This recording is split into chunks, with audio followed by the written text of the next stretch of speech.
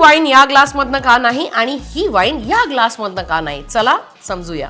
Hi hello नमस्कार, स्वागत आहे तुमचे. मी आहे Sonal Holland, master of wine. आणि आज आपण पाहूया की वाईन नक्की कुठल्या ग्लासमध्ये प्यायची असते. एक मात्र नक्की आहे, वाईनची मजा जर तुम्हाला घ्यायची असेल ना तर ते प्रॉपर वाईन ग्लासेस मध्येच प्यायला पाहिजे. ते अतिशय डिस्टिंक्टिव्ह युनिक असतात. म्हणजे कसे की त्याला एक बेस असतो, एक अशी दांडी असते ज्याला आम्ही स्टेम म्हणतो, आणि एक बोल असतो किंवा कप म्हणतात ज्याला, आणि एक रिम असतो. तर सगळे वाईन ग्लासेस मोरलेस ह्याच साईजचे असतात. पण जे रेड वाईन ग्लासेस असतात ते थोडेसे रुंद असतात.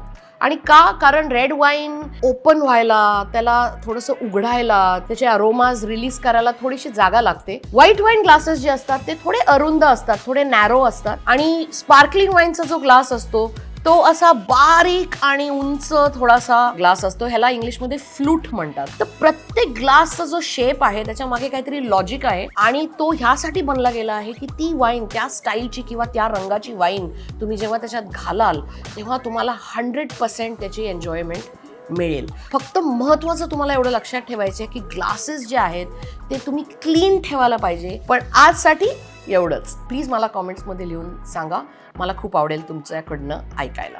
That's it for now. Cheers.